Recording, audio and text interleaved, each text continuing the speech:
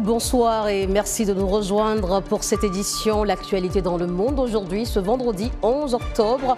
Nous sommes en direct de Washington pour 30 minutes. Voici les titres.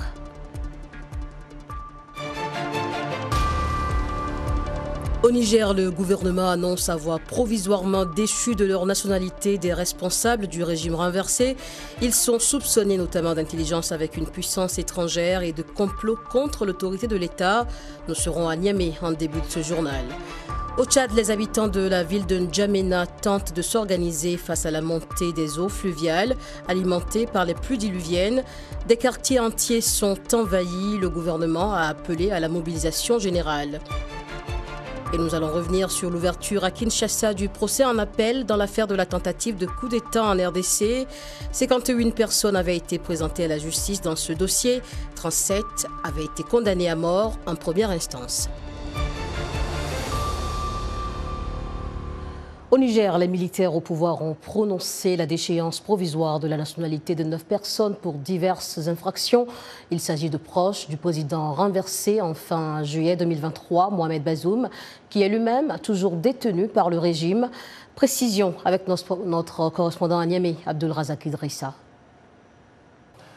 Parmi les 9 personnes concernées par cette mesure figurent 2 généraux et un colonel de l'armée, ayant déjà tous été radiés des effectifs de l'état-major général. La liste inclut également Rissa Agboula, un ancien chef rebelle nigérien, conseiller en sécurité du président Mohamed Bazoum jusqu'à son renversement, tout comme Daouda Jibo Takubakoy, directeur de cabinet adjoint du président Mohamed Bazoum.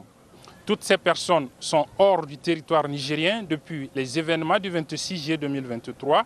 Un avis de recherche avait d'ailleurs été lancé contre eux. Dans le décret signé par le chef de l'État, le général Abdraman Tiani, il est indiqué que ces personnes sont soupçonnées, entre autres, de collaboration avec des puissances étrangères, d'intelligence en vue d'actes hostiles contre l'État, de trahison ou encore de démoralisation de l'armée nationale.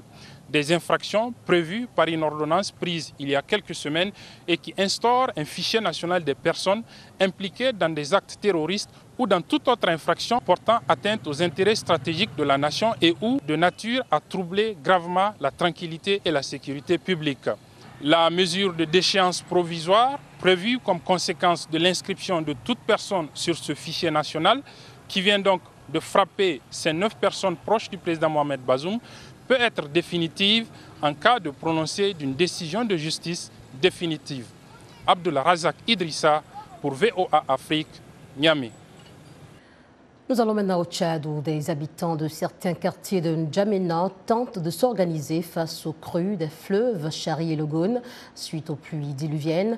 Les intempéries ont fait au moins 576 morts et 1,9 million de sinistrés dans le pays depuis juillet. Les précisions avec Dili Diko.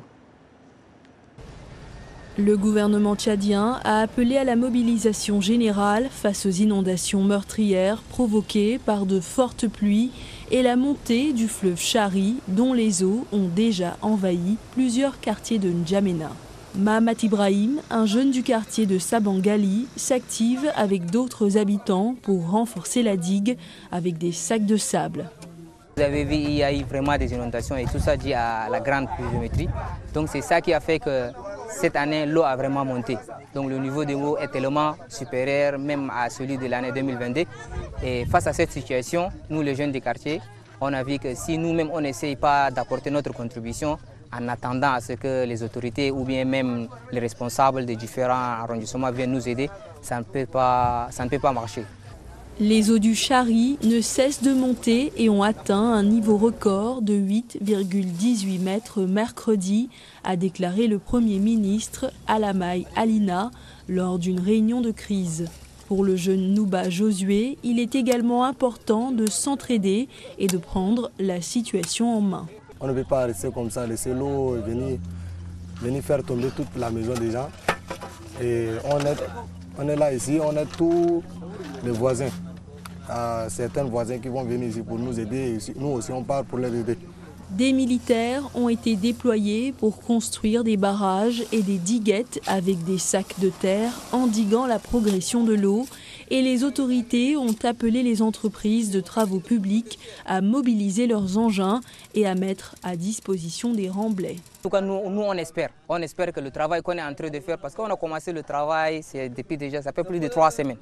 Ça fait plus de 3 semaines qu'on a déjà commencé le travail et jusqu'à là, si l'eau n'a pas pu passer, ça veut dire que même les semaines à venir, si on continue avec cette allure, on peut empêcher l'eau de pouvoir passer. On va faire de notre mieux. Les autres pays de la région ne sont pas épargnés par les inondations. L'Organisation internationale des migrations rapporte que ces averses ont fait plus de 1500 morts, affecté 4 millions de personnes et déplacé plus d'1,2 million de sinistrés au Burkina Faso, Cameroun, Tchad, Mali, Nigeria, Niger et en Guinée, selon des chiffres publiés en septembre. Le gouvernement du Cameroun interdit tout débat sur la santé de Paul Biya. L'absence prolongée du chef de l'État, qui n'a fait aucune apparition publique depuis début septembre, a suscité des inquiétudes et des rumeurs alarmantes sur les réseaux sociaux. Présent au sommet du Forum sur la coopération Chine-Afrique, le chef de l'État, âgé de 91 ans, n'a pas participé à la dernière Assemblée générale de l'ONU à New York, ni au dernier sommet de la francophonie à Paris. Paul Biya est le plus vieux dirigeant élu en exercice. Il dirige le Cameroun depuis plus de 41 ans. La RDC à présent, le procès en appel dans l'affaire de la tentative de coup d'État a débuté hier à Kinshasa, la capitale, avec la comparution de 37 personnes condamnées à mort, dont 3 Américains. Les accusés avaient été reconnus coupables en septembre dernier d'association de malfaiteurs et d'attentats. Nanit Talani. Sous une tente, dans l'enceinte de la prison militaire de Ndolo, les 37 condamnés vêtus de l'uniforme jaune et bleu des détenus ont défilé à la barre pour décliner leur identité. Cette audience d'aujourd'hui a consisté à identifier d'abord les 37 condamnés et vérifier la saisine de la Cour vis-à-vis des acquittés qui n'ont pas comparu mais qui étaient régulièrement cités.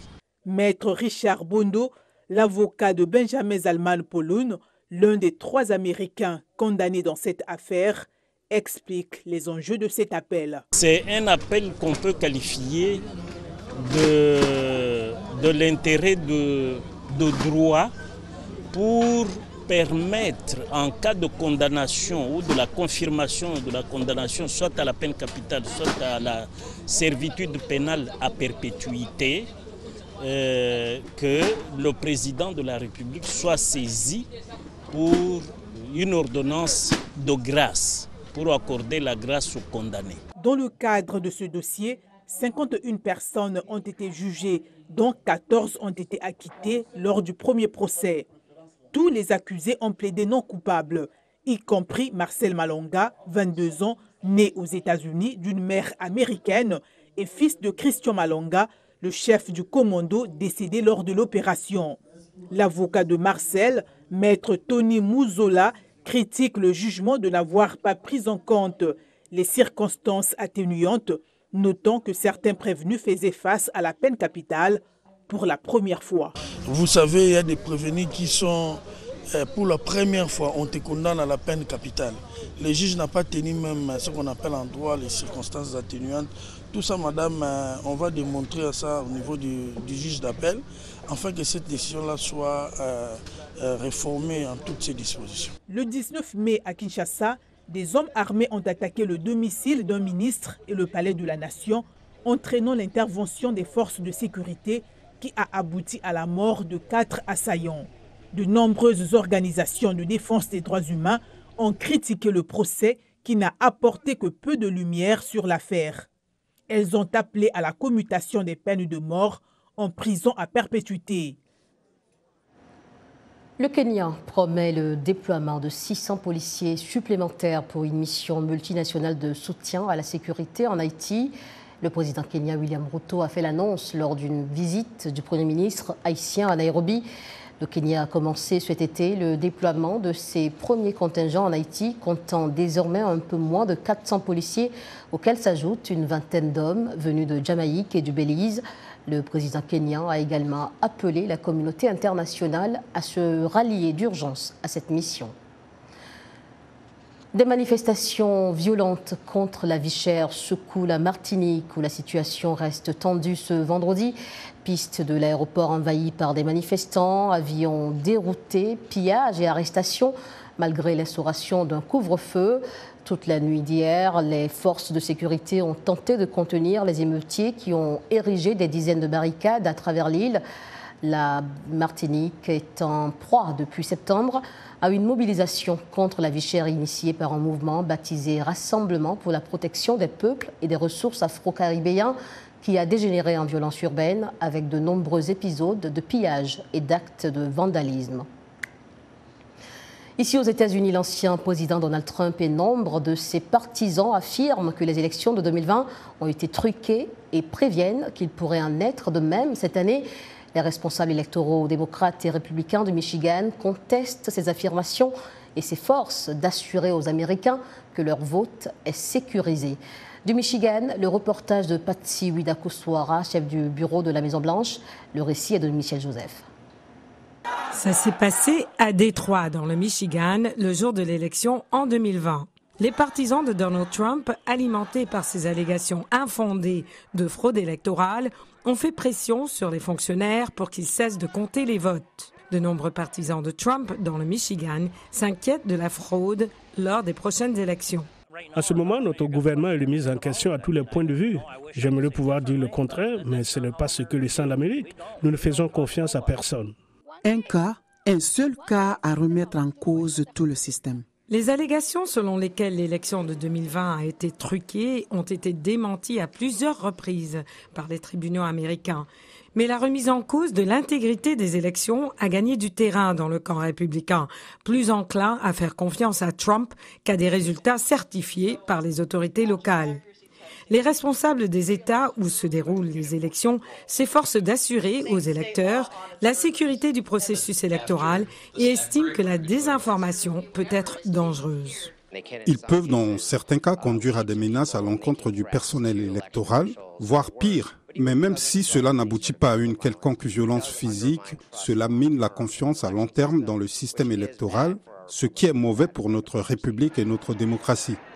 Dans de nombreux États, les républicains soutiennent les efforts visant à garantir aux électeurs la sécurité des élections, y compris Justin Roebuck, un agent électoral républicain du comté d'Ottawa, dans le Michigan. Selon lui, il s'agit d'une bataille difficile. Nos dirigeants politiques à tous les niveaux doivent rechercher des faits et des données. Et je pense que tant que cela ne sera pas le cas, nous aurons un problème de confiance dans le processus. Dans le Michigan, des loyalistes de Trump ont déjà poursuivi la secrétaire d'État Jocelyn Benson, une démocrate, à propos des lignes directrices relatives au traitement des bulletins de vote par correspondance et la liste d'inscription des électeurs. Si Jocelyn Benson ne répond pas aux exigences de la loi, nous la signerons en justice pour que les tribunaux l'obligent à le faire. Jocelyn Benson a estimé qu'il s'agissait d'une stratégie de campagne républicaine. En général, nous constatons que les poursuites se font passer pour une stratégie juridique, alors qu'il s'agit en réalité d'une stratégie de relations publiques, visant à diffuser des informations erronées ou à semer le doute sur nos élections. Les républicains et les démocrates ont intenté des actions en justice liées aux élections dans plusieurs États, ce qui pourrait se traduire par un chaos lors des élections de novembre. Tout type de contestation juridique intervenant si près d'une élection est généralement le fait d'avocats qui mettent en place une garantie au cas où ils ne gagneraient pas dans un État ou n'obtiendraient pas le résultat qu'ils souhaitent, ce qui leur donne la possibilité de contester l'élection a posteriori. Il existe d'autres risques potentiels, notamment des efforts fournis par des fonctionnaires du comté qui soutiennent Trump pour retarder la certification des élections. L'Asie est très préoccupée par la perspective d'une extension du conflit au Moyen-Orient. C'est une déclaration du secrétaire d'État américain Antony Blinken. Le conflit au Moyen-Orient a été au cœur du sommet de l'Asie de l'Est qui s'est tenu ce vendredi au Laos. En outre, Antony Blinken a assuré n'avoir rien entendu de nouveau de la part du ministre russe des Affaires étrangères Sergueï Lavrov, qui a assisté comme lui au sommet. Le chef de la diplomatie américaine a précisé qu'il n'avait eu aucun contact direct avec son homologue dans ce qui a constitué l'un de leurs rares moments partagés dans une même pièce. Le prix Nobel de la paix a été décerné ce vendredi au groupe japonais Nihon Hidankyo, qui regroupe des survivants d'Hiroshima et Nagasaki et qui lutte pour un monde purgé de l'arme atomique. Selon le comité Nobel, Nihon Hidankyo est distingué pour ses efforts en faveur d'un monde sans armes nucléaires et pour avoir démontré par des témoignages que les armes nucléaires ne doivent plus jamais être utilisées. Ce choix intervient alors que la Russie a, à plusieurs reprises, agité la menace nucléaire depuis le début de l'invasion de l'Ukraine en février 2022. Voilà, c'était l'essentiel de l'actualité dans le monde aujourd'hui, ce vendredi 11 octobre. Mais on n'a pas fini, restez avec nous. On se retrouve après une courte pause pour la suite de cette édition, notamment avec les magazines.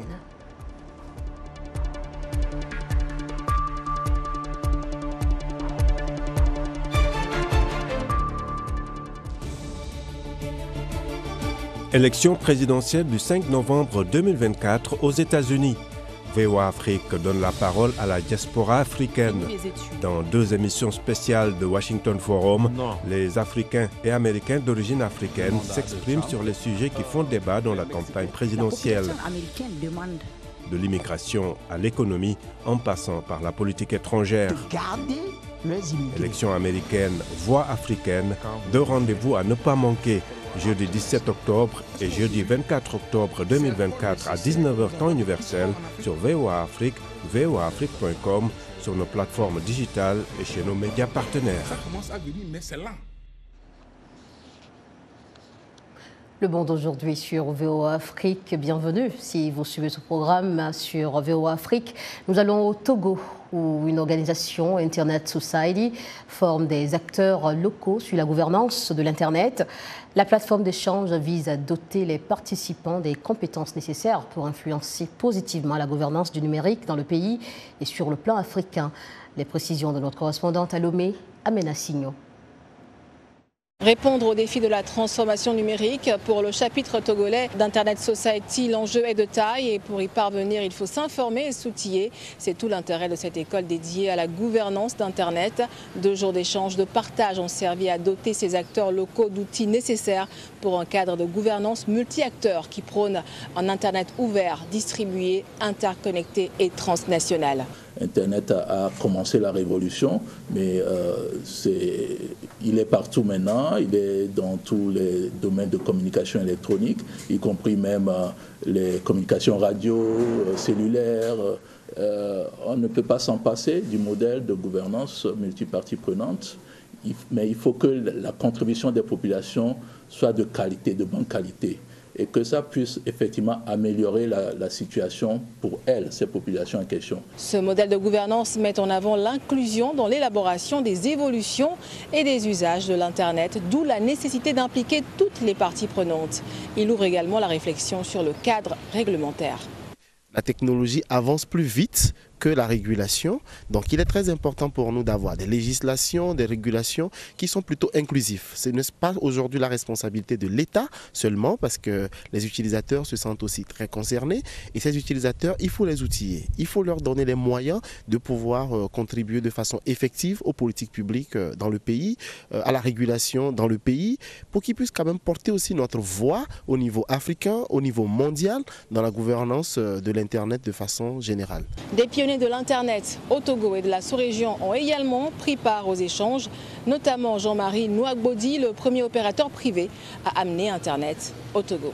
Les initiateurs de ce projet ont une bonne vision parce que y a un dicton qui dit aux jeunes l'avenir, aux vieux la sagesse.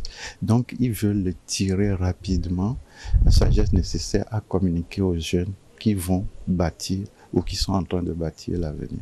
60 acteurs locaux se sont inscrits à cette école qui vise à les équiper et à penser le futur de l'Internet en Afrique. J'attends beaucoup sur l'intelligence artificielle en Afrique. J'attends beaucoup sur ça, c'est un peu nouveau pour moi. Mais moi, je me suis inscrite en tant que société civile. Donc j'attends beaucoup au niveau de l'Internet ou de l'épanouissement dans le digital pour les filles dans le numérique. D'autres thématiques telles que la cybersécurité, l'intelligence artificielle ont également été abordées. Amena Signon pour VOA Afrique, Lomé. Et en parlant d'Internet, intéressons-nous aux applications de rencontres en ligne. Alors que ces applications sont plus populaires que jamais, certains célibataires préfèrent se rencontrer en personne. Karina Bafradiane de la VOA s'est intéressée à ces sociétés qui proposent des rencontres face à face pour les personnes qui cherchent à faire de nouvelles connaissances. Le récit est de Claire Morin-Gibourg. Une vingtaine de personnes arrivent pour dîner dans un restaurant mexicain du centre de Washington. Personne ne se connaît. Chacun est venu chercher quelque chose de particulier, qu'il s'agisse de rencontres romantiques ou de nouvelles amitiés.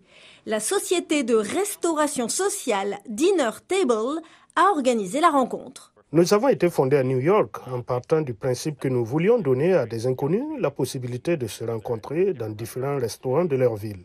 Dinner Table existe depuis un peu plus d'1 an, mais elle est devenue si populaire à New York que ses fondateurs prévoient d'organiser régulièrement des dîners à Washington et les participants, comme Kevin Cantarillo, disent que c'est exactement ce dont ils avaient besoin. J'ai été sur Bumble, Hinge, Tinder pendant des années. J'ai essayé tellement d'options différentes et je voulais faire quelque chose de complètement nouveau. Je voulais faire des dîners, plus d'interactions en face à face, ce qui, je pense, n'existe plus sur les applications de rencontres d'aujourd'hui. Les femmes semblent plus intéressées par ces rencontres hors ligne que les hommes. Selon Dinner Table, elles représentent en moyenne 70% des convives. Ces derniers temps, j'essaie de ne pas passer autant de temps à regarder mon écran de téléphone. J'essaie de saisir l'instant présent et de sortir de chez moi. Des services de rencontres hors ligne similaires existent au-delà des États-Unis. En 2023, l'Autrichien Klaus Heller a lancé une application appelée Creative Lunch Club qui permet aux utilisateurs de rencontrer de nouvelles personnes pendant leur pause déjeuner. Je déjeunais souvent seul à la maison ou au restaurant et j'ai eu l'idée de profiter de ce moment où tout le monde déjeune pour rencontrer de nouvelles personnes. Au cours de l'année qui s'est écoulée depuis la création de Creative Lunch Club, des déjeuners rencontres ont été organisés dans plus de 100 villes en Europe, aux États-Unis et en Australie. L'avocat Damian Jacobs, qui a récemment déménagé de Hong Kong à San Francisco, dit apprécier l'opportunité de rencontrer de nouvelles personnes. Je ne connaissais qu'une seule personne dans la région de la baie de San Francisco lorsque j'ai aménagé ici. Je cherchais donc vraiment des moyens de rencontrer des gens et d'établir un cercle social ici. Je ne suis pas sûr que cela ait débouché sur des amitiés durables, mais cela m'a permis de me distraire et de m'engager socialement. Des chercheurs en sciences sociales affirment que le fait de passer du temps avec de nouvelles personnes procure des émotions plus positive que l'utilisation d'applications de rencontres et a un meilleur effet sur la santé mentale. Il y a une tendance à trop se fier à ces applications. Les gens en ont assez de rester sur leur téléphone pour passer en revue un très grand nombre de personnes et de ne pas se connecter réellement. Et pour ceux qui craignent d'avoir oublié comment socialiser, l'équipe de Dinner Table a fourni une anti-sèche avec des sujets de conversation cachés discrètement sous leur assiette pour que les silences gênés ne fassent pas obstacle à de nouvelles amitiés. Parlons à présent du Salon international de l'automobile de Ouagadougou qui a refermé ses portes hier. Pendant 4 jours, des concessionnaires automobiles, garagistes et autres travailleurs du domaine des véhicules ont exposé leur savoir-faire et leurs produits aux visiteurs venus contempler des voitures et des motos. Gilles Dasda a visité ce salon, voici son reportage. Adama Sawadgo, mécanicien de Goursi, 140 km de Ouaga, nous présente une voiture qu'il a lui-même fabriquée. Damsi est le nom du véhicule. C'est une toute petite voiture qui a pris plus d'1 mois de travail à son concepteur. Hormis le moteur, Adama a fabriqué la plupart des autres pièces lui-même. Il expose le fruit de son invention ici au Salon international de l'automobile du Faso, SIAF, où il a reçu un prix d'encouragement des organisateurs. J'ai créé cette voiture pour montrer qu'on peut aussi le faire dans nos pays. J'ai aussi pu fabriquer un tracteur. Pour la voiture, j'ai travaillé tous les jours pendant 3 mois. Je n'ai pas les moyens, donc je me débrouillais pour payer les tôles et autres pièces et pneus. J'ai dépensé plus de 600 000 francs CFA dedans. J'ai payé un moteur et les pneus, plus certaines pièces, mais tout le reste, nous l'avons fabriqué. Sur l'esplanade du monument des héros nationaux à Ouaga, le salon a réuni de nombreux exposants et visiteurs selon Sao Edlaogo, organisateur du salon. Voilà, ça permet de rassembler tous les acteurs dans la chaîne automobile, que ce soit les concessionnaires automobiles, les vendeurs de véhicules, les lubrifiants et les détachés. Et il y a aussi les garages, les mécaniciens à se retrouver sur un même plateau et puis échanger sur l'avenir de l'automobile. Et pour cette 3e édition, on est satisfait parce qu'on a reçu beaucoup de visiteurs venus du Mali, de la Côte d'Ivoire, du Togo. Ils sont venus nous encourager et féliciter et sont prêts à participer massivement à l'édition prochaine. On a reçu plus de 2000 visiteurs en 4 jours. Malgré le peu de moyens qu'on a, on a pu mobiliser, on a pu tenir ce qu'on a convenu de faire au départ et même plus. Voilà, donc on peut dire que en tout cas c'est très bien. Malgré qu'on n'a pas de sponsor, on n'a pas d'accompagnement, on a réussi à faire l'activité. Pour cette 3e édition du salon, sont exposés de nombreux véhicules, des 4x4 rutilants, des grosses cylindrées américaines qui attirent les regards des visiteurs. Certains de ces véhicules ont été tunés, ce qui signifie qu'ils ont été modifiés par des garagistes pour les rendre plus puissants et beaux à voir. Le SIAF, c'est aussi les scooters et autres motos à 3 roues appelées trucks. Plusieurs de ces engins et véhicules sont à vendre et ils ont de quoi impressionner les visiteurs, comme Abdoulaye Ilboudo qui adore les belles voitures. Le salon est joli à voir. On voit des générations de voitures passées et puis présentes. C'est très intéressant. Nous étions de passage. On est venu jeter un œil et c'est du beau boulot. À cette 3e édition du salon, le Mali était le pays invité. Pour Hosseini Ouaré, membre de l'équipe organisatrice, il faudra mettre la barre plus haut lors des éditions prochaines. L'année prochaine, nous souhaitons que tous les véhicules qui seront exposés ici aient été fabriqués par nous-mêmes. Cela nous permettra de montrer au monde que nous en sommes capables. Le SIAF, c'est aussi des véhicules transformés en objets utilitaires, comme cette voiture transformée en fourneau pour faire les barbecues. Le Salon international de l'automobile du Faso se tient chaque année et la prochaine édition est prévue pour novembre 2025 selon les organisateurs. Et cette annonce qui a bouleversé le monde du sport, la légende espagnole du tennis, Rafael Nadal, qui a remporté 22 titres du Grand Chelem, a annoncé qu'il mettait fin à sa carrière de joueur de tennis professionnel. Une décision qui prendra effet après la finale de la Coupe Davis. Son annonce a provoqué une vague d'émotions dans le monde du sport et au-delà. La carrière de Nadal a été entravée par des blessures. Il a manqué les internationaux de France 2023 et a été battu au premier tour par l'Allemand Alexander Zverev. Cette année, son dernier titre à Roland-Garros remonte à 2022 et il quitte la terre battue parisienne avec un bilan impressionnant de 112 victoires et 4 défaites. C'est la fin de cette édition. Le Monde aujourd'hui sur VOA Afrique depuis Washington. Merci à vous de nous avoir accompagnés depuis lundi. Continuez de vivre l'actualité sur VOA Afrique, voaafrique.com. Et je vous souhaite un excellent week-end avec les programmes de VOA Afrique. Bonne soirée.